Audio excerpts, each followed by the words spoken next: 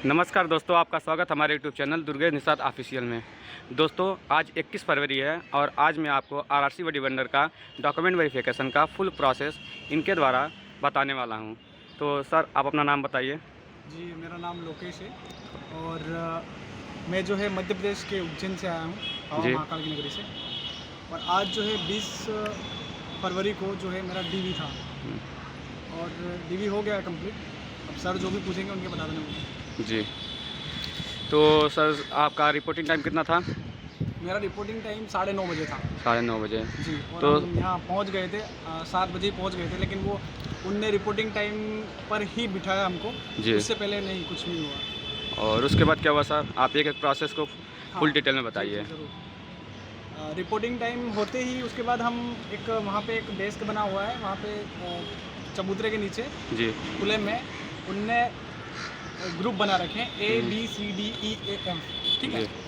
अब ये 6 ग्रुप बने हुए हैं और एक ग्रुप में 24 बंदे हैं, जी। ठीक है। और 24 टोटल 144 बंदे थे आज, जी। इनका आज डीवी हुआ। और उसके बाद जो है सबको बिठा दिया अपने अपने जो है ग्रुप में, कि जिनका C था उनको C में बिठा दिया, जी। जिनको B था B में बिठा दिया। ऐसे करके सबको बिठा के उनने वहाँ से उठा के ऑफिस में लेके आए, जो जी। मेन ऑफिस बना हुआ है ना, जी। उस ऑफिस में लेके आए। उस ऑफिस में लाने के बाद जो है अंदर ले जाके अपने अपने ग्रुप के हिसाब से उन्हें बिठा दिया। जी। और हर एक ग्रुप के सामने 2 जो वहाँ पे ऑफिशियल रहते हैं वो बैठे थे, जी। ठीक है। सबका अलग अलग ग्रुप था, सबके अलग अलग ऑफिशियल थे। जी। हमारे इसमें 3 जने थे, जी। 3 जने ऑफिशियल में थे और उनमें से एक ने हमको इंस्ट्रक्शन दिया पहले, और उसके बाद जो है फिर 4-4 या 5-5 बंदों को उनका नाम पुकारा जी। और उनको पास में बुलाया, उनके पास में जी। टेबल के पास में डेस्क लगा हुआ था। जी। उसके बाद जो है हमको हमारे नाम का एक फ़ाइल बना हुआ था, जी। जिसके अंदर एप्लीकेशन फॉर्म था और वो जो PET का कॉल लेटर था, जी। प्रिंट आउट उसका। और उसके बाद जो है CBT का। CBT का CBT का भी था। जी। हाँ, CBT का था, सॉरी, CBT का था। और जो मेडिकल मेमो है उसके अंदर ही था, जो उसको फिल करवाते हैं वो साथ जी। में 2-3 फॉर्म और देते हैं वो जो जी। फिल करवाते हैं, जी। ठीक है। उसके बाद जो है हमको फाइल दे दिया और उसके बाद जो 4-5 बंदों को बुलाया था उनने, जी। उनको एक एक करके उन्होंने स्टेप बाय स्टेप समझाया कि फॉर्म को ऐसे भरना है, जी। यहाँ पे ये लिखना है और ये स्पेलिंग मिस्टेक नहीं करना है, जी। क्योंकि फॉर्म एक बार ही मिलता है, उसके बाद नहीं मिलता है। जी। आप आराम से फॉर्म को भरें जी। और उसको ध्यान से भरें। अगर कुछ समझ में नहीं आ रहा है तुरंत जाके पूछ लें, जी। कोई दिक्कत नहीं है, ठीक है। उसके बाद जो है वो फाइल दे के अपने को वो भेज देते हैं जहाँ बैठे थे वहाँ पे वापस, जी। और वो अपने को बोलते हैं कि आप फॉर्म इसको फिल कर जी। दीजिए, उसके बाद हमको दिखा दीजिए लाके, ठीक है। और उसके बाद जो है हमने वो लिया और उसके बाद जो है उसमें जो भी डिटेल रहता है, जैसे नाम वगैरह, जी। और उसके बाद पापा का नाम और सारा डिटेल जैसे मिल जाएगा इसी यूट्यूब चैनल पे जी। पहले ही, वो फॉर्म फिल करके उनको देना रहता है, जी। ठीक है। उसके बाद जो है वो बोलते हैं कि इसमें जो है वो जो 2 कॉपी मंगवा रहे हैं ना, जी। उनको बोलते हैं कि इस सीक्वेंस में जमा के लाइए। जी।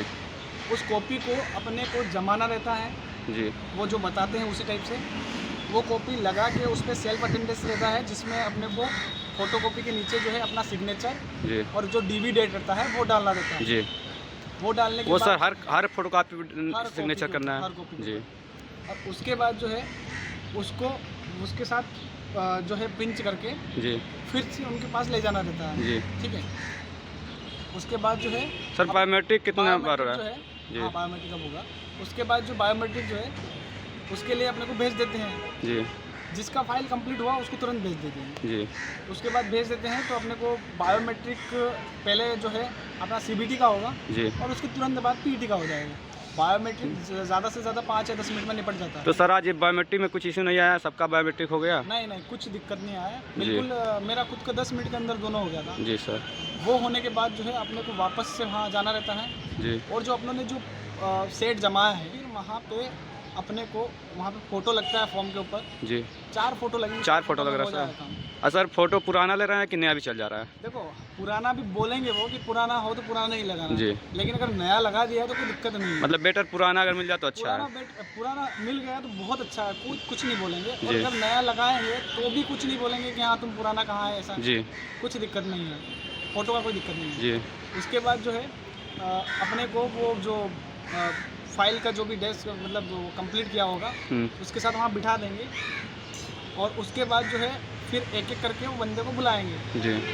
और ये जो 3 प्रोसेस में चेक होगा, पहले जो है वो चेक करेंगे तो उसमें अपना जो है सारा डॉक्यूमेंट चेक करेंगे। पहले फ़ोटोकॉपी में जो सेट बना है वो वाला, उसके बाद जो है अपना जो ओरिजिनल है वो बताने का बोलेंगे वो बोलेंगे कि ओरिजिनल दिखाइए। जी। ओरिजिनल में वो एक तो मार्कशीट का मेन देखता है जी। उसके बाद आधार कार्ड चेक करता है, ओबीसी फॉर्मेट में जो रेलवे फॉर्मेट है वो चेक करता है जी।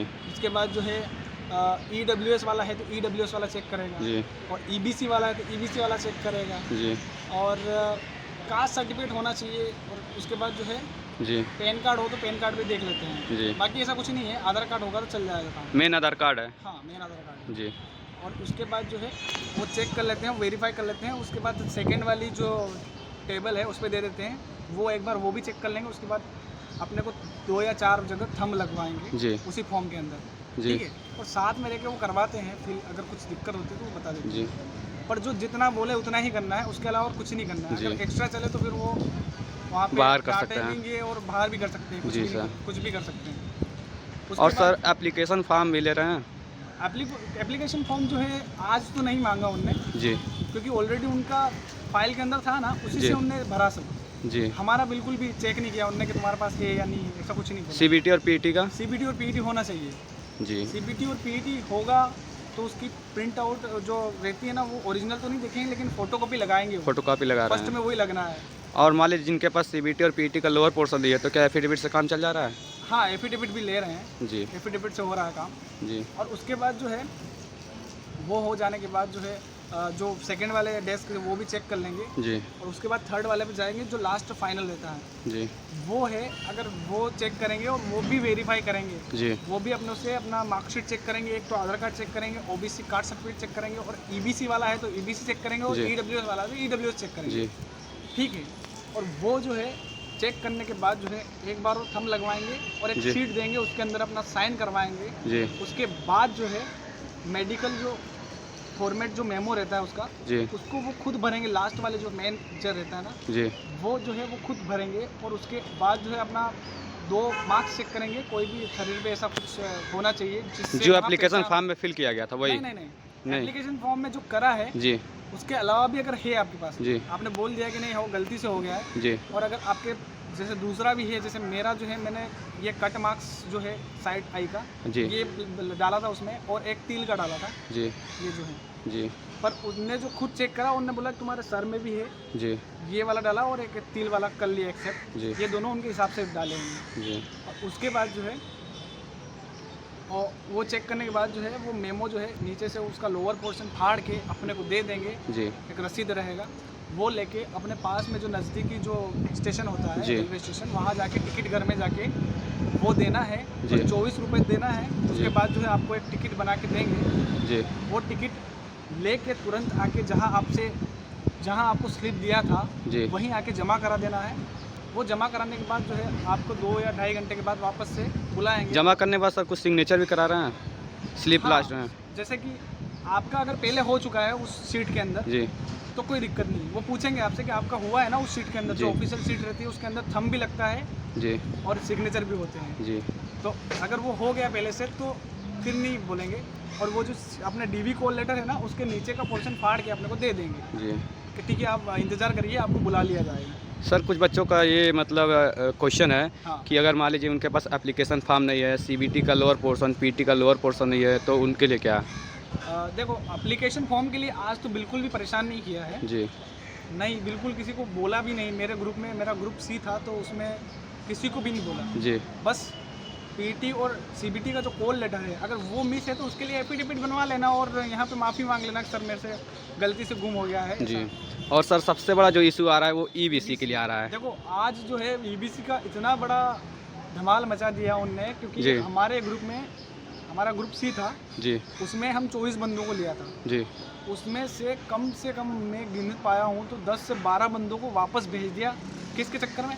एक तो ईबीसी और एक कास्ट सर्टिफिकेट। जी कास्ट सर्टिफिकेट में अगर आपकी कास्ट सही है, जी जो फॉर्म में डाली थी वही अगर उसमें है, जी तो वो एक्सेप्ट कर रहे हैं। अगर कुछ भी मिस्टेक हुआ, जी आपने जो फॉर्म में जो कास्ट डाली है ना, जी जो भी अपनी, वो उस कास्ट सर्टिफिकेट के अंदर सेम टू सेम होना चाहिए। अगर थोड़ा बहुत भी चेंज है, जी एक्स्ट्रा लगा रखा है, अगर एक्स्ट्रा भी होगा ना, जी। तो भी आपको बोलेंगे कि तो सर एफिडेविट बना के। एग्जाम्पल के थ्रू बताइए कैसे, मतलब एक्स्ट्रा। जैसे कि मेरा दांगी है, हाँ ठीक है, तो हमारा स्पेलिंग है DANGI, जी। ठीक है, तो हमारा दांगी है तो फॉर्म के अंदर दांगी ही डला था। जी और हमने जो अभी रेलवे फॉर्मेट में जो बनवाया है ना जी। तहसील से, उसमें भी दांगी ही लिखा जी। उन्होंने। अगर वो या तो फॉर्म में दांगी के साथ कुछ एक्स्ट्रा ब्रैकेट में होता कि दांगी के साथ डांगी होता, जी और अगर अभी जो ओबीसी का बनवाया है जी। नया वाला सेंट्रल का, जी उसमें अगर नहीं होता, जी समझ रहे हैं ना? जी जी और अगर जैसे कि पहले वाले में कुछ नहीं था, सिर्फ दांगी था, और अभी नया वाला बनवाया उसमें बना दिया उनने हाँ। उनके मन से, तो परेशान करेंगे। वो बोलेंगे कि आपका जो इसका एप्लीकेशन फॉर्म है उसके अंदर जो है जी। वो इससे मैच करना चाहिए, बाकी जी। हमको कुछ नहीं चाहिए। अच्छा, उनका रेलवे match करना चाहिए। रेलवे फॉर्मेट वाला। फॉर्मेट में। जी। और ईबीसी का जो ऐसा है, ईबीसी जिनने टिक किया है जी। उनको वो ईबीसी का जो इनकम सर्टिफिकेट है वो देना ही होगा, जो उनने फॉर्म में फिल किया था, पुराना वाला। पुराना वाला जो उनने फॉर्म भरते टाइम अगर फिल किया है। मैं जी। खुद का बताता हूँ, मैंने 2018 का बना हुआ था मेरा, जी जो 2021 में एक्सपायर हो गया, जी लेकिन मेरा 18 का बना हुआ था, और मैंने उसी के थ्रू जो है, उसी के बेसिस पे जो 25,000 की इनकम का डाला था। जी तो वो जो अपना जो इनकम सर्टिफिकेट के जो फ्रंट पे वहाँ पे नंबर रहता है ना, RS करके, जी जी वो नंबर वो चेक कर रहे हैं, जी। एक एक नंबर मिला रहे हैं। अगर नंबर में थोड़ा भी मिस्टेक होगा तो वो नहीं लेंगे, जी। और वो ओरिजिनल होना चाहिए इनकम सर्टिफिकेट जो अपनों ने उस टाइम भरा था। और नया वाला जो रेलवे फॉर्मेट ईबीसी वो नहीं ले रहे हैं? वो बिल्कुल भी नहीं ले रहे हैं। जी। उनको वो बोले हैं स्पष्ट रूप से कि हमको चाहिए तो वो पुराना वाला ही चाहिए जिस टाइम आपने फॉर्म डाला था। जी और फॉर्म डालते हैं जो भरा था, अगर वो आपके पास है जी। तो कोई दिक्कत नहीं, फिर आपको चेक करके आगे भेज दें। और सर मान लीजिए पुराना वाला किसी बच्चे के पास खो गया हो ना हो, तो उसके लिए क्या कर रहे हैं? उसके लिए जैसे कि हमारे सामने तो 2 बंदे थे ऐसे जी कि जिनके ईबीसी का था नहीं उन टाइम का, और नया बना हुआ था, तो उन्होंने नया लेने से इनकार कर दिया साफ साफ। जी तो फिर उसने जो है, उस बंदे ने फिर अपनी फाइल में छानबीन की, जी तो उसमें से उनको फोटोकॉपी मिल गई थी जी पुराने वाले की। जी तो वो फोटोकॉपी के तौर पे उनने प्रूफ दिया, और उसके बाद जो है उनका एक्सेप्ट कर लिया। जी बाकी उनके ओबीसी में भी थोड़ा प्रॉब्लम था कास्ट का, इसके लिए जी। उनने उनको फिर से एफिडेविट बनाने के लिए भेज दिया। लेकिन अगर आपके पास पुराना वाला ओरिजिनल है, जी तो फिर आपको कोई डरने की ज़रूरत नहीं है, अगर आपने ईबीसी टिक किया है, जी ठीक है। और अगर आपके पास नहीं है, नया वाला होगा, तो वो नहीं करेंगे एक्सेप्ट। और सर EWS वालों का क्या मामला है? EWS वालों का भी सेम यही है, वो फॉर्म वाला ही मांग रहे हैं? EWS जो है उनका अगर पहले फॉर्म भरते टाइम होगा जी। वही लेंगे वो, उसके अलावा दूसरा नहीं लेंगे, नया बना जी। हुआ वो एक्सेप्ट नहीं करेंगे। और सर बहुत बच्चों क्वेश्चन आ रहा है कि उनका सिग्नेचर जो कैपिटल लेटर में मतलब किए हुए हैं, शुरू से वो कर रहे हैं, तो क्या चल जाएगा? हाँ हाँ, बिल्कुल चलेगा। मतलब उनका सिग्नेचर सब जगह सेम रहना चाहिए?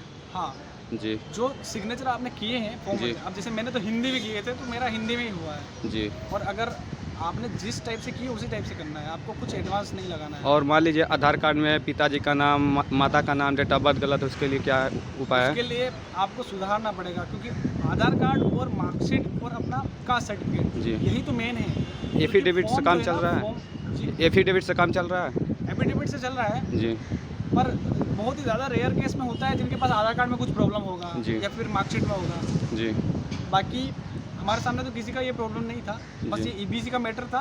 जी। और उसके बाद जो ओबीसी जो सर्टिफिकेट रहता है ना, उसके अंदर उनने वो सब कास्ट उनके कोष्टक में लगा हुआ था, उसकी जी। वजह से उनको और भेज ग्रेजुएशन वालों का क्या मामला है? ग्रेजुएशन जैसे आपने अगर फॉर्म डालते समय अगर जी। मर्ज किया है उसमें, जी अगर 12th भी किया है या ग्रेजुएशन किया है, जो भी डिप्लोमा उसमें दिया है, जी वो आपका यहाँ ओरिजिनल चेक करेंगे, और उसको चेक करेंगे वो, क्योंकि उनने वो फॉर्म पूरा अपना एप्लीकेशन फॉर्म है ना, जी। उसके बेसिस पे ही अपना डॉक्यूमेंट चेक हो रहा है। अच्छा उसमें टिक करते जाएंगे और वो देखते जाएंगे कि इसके पास 10th है, आधार जी। कार्ड है, उसके बाद जो 12th होगा वो भी चेक करेंगे, अगर मार्कशीट है तो वो चेक करेंगे ओरिजिनल। जी उसके बाद जो है आधार कार्ड होगा, उसके बाद जो है अपना EBC चेक करेंगे, जी और उसमें भी कास्ट वगैरह सेम, स्पेलिंग मिस्टेक नहीं होना चाहिए, जी सेम टू सेम मिलना चाहिए दोनों में। जी और इनकम में भी जो इनकम सर्टिफिकेट में जो इनकम रही है वो उसमें फॉर्म में होनी चाहिए। जी और RS नंबर चेक करेंगे कि वो RS नंबर वही है कि नहीं है। जी। बस तो सर आपके साथ कुछ इशू नहीं ना हुआ? मेरे साथ कुछ नहीं हुआ, और मैं सुबह 9:30 बजे लाइन में यहाँ बिठा दिया था हमको, जी और 10 बजे के लगभग हमको अंदर ले आए थे। उसके बाद जो है मैंने वो प्रोसेस बताया आपको, जी तो हमारा 1:30 बजे, मेरा जो है 1:30 बजे निपट गया सारा। जी मेरे को 1:30 बजे जो है मैंने वो स्लिप, जो टिकट रहता है अपना चालान का 24 रुपये वाला, जी वो ला के मैंने उन सर को दे दिया जिनने मेरे को फाइल मेरे से जी। लिया था, उनको दे दिया है।